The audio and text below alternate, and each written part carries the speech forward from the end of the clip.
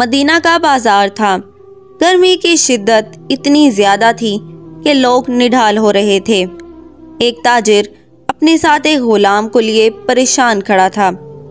غلام جو بھی بچہ ہی تھا وہ بھی دھوپ میں کھڑا پسینہ پسینہ ہو رہا تھا۔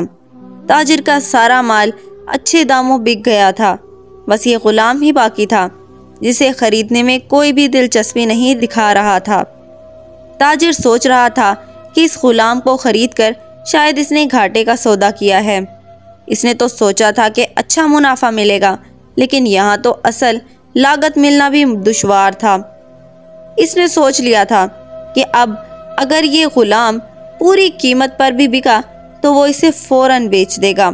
مدینہ کی ایک لڑکی کی اس غلام پر نظر پڑی تو اس نے تاجر سے پوچھا کہ یہ غلام کتنے کا بیچو گے؟ تاجر نے کہا، میں نے اتنے میں لیا ہے اور اتنے میں ہی دے دوں گا۔ اس لڑکی نے بچے پر ترس کھاتے ہوئے اسے خرید لیا۔ تاجر نے بھی خدا کا شکر ادا کیا اور واپسی کی راہ لی۔ مکہ سے ابو حذیفہ مدینہ آئے تو انہیں بھی اس لڑکی کا قصہ معلوم ہوا۔ لڑکی کی رحم دلی سے متاثر ہو کر انہوں نے اس کے لیے نکاح کا پیغام بھیجا جو قبول کر لیا گیا۔ یوں واپسی پر وہ لڑکی جس کا نام سبیتہ بنت یار تھا ان کی بیوی بن کر ان کے ہمراہ تھی، اور وہ غلام بھی مالکن کے ساتھ مکہ پہنچ گیا۔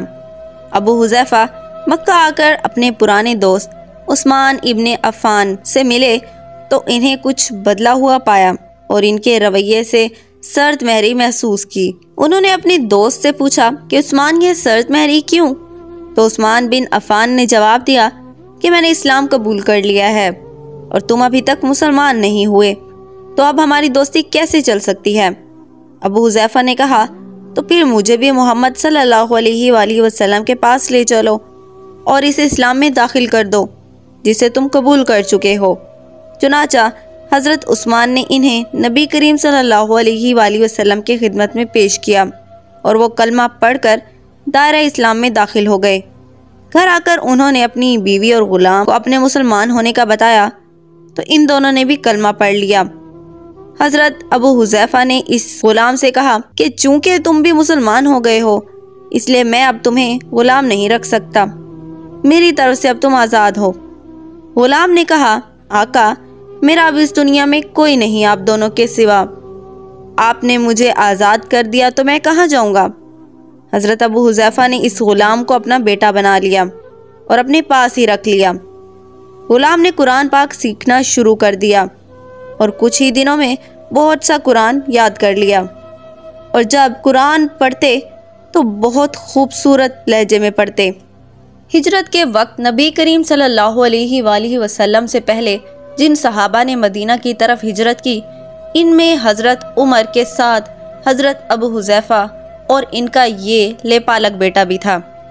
مدینہ پہنچ کر جب نماز کے لیے امام مقرر کرنے کا وقت آیا تو اس غلام کی خوبصورت تلاوت اور سب سے زیادہ قرآن حفظ ہونے کی وجہ سے انہیں امام چن لیا گیا، اور ان کی امامت میں حضرت عمر جیسے جلیل القدر صحابی بھی نماز ادا کرتے تھے۔ مدینہ کے یہودیوں نے جب انہیں امامت کرواتے دیکھا تو حیران ہو گئے کہ یہ وہی غلام ہے جسے کوئی خریدنے کے لیے تیار نہ تھا۔ آج دیکھو کتنی عزت ملی کہ مسلمانوں کا امام بنا ہوا ہے۔ اللہ تعالیٰ نے انہیں اتنی خوبصورت آواز دی تھی کہ جب آیت قرآنی تلاوت فرماتے تو لوگوں پر ایک محویت طاری ہو جاتی اور راہگیر ٹھٹک کر سننے لگتے۔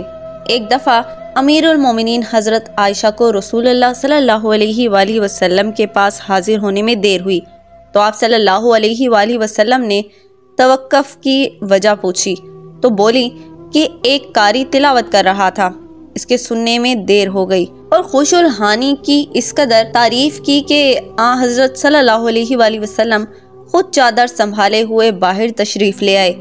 دیکھا تو وہ بیٹھے تلاوت کر رہے ہیں۔ آپ صلی اللہ علیہ وآلہ وسلم نے خوش ہو کر فرمایا، اللہ پاک کا شکر ہے کہ اس نے تمہارے جیسے شخص کو میری امت میں بنایا۔ کیا آپ جانتے ہیں کہ یہ خوش قسمت صحابی کون تھے؟ ان کا نام حضرت سالم تھا، جو سالم ابو حذیفہ کے نام سے مشہور تھے۔ انہوں نے جنگ موتا میں جام شہادت نوش کیا۔ اللہ کی کروڑ ہار رحمتیں ہوں ان پر۔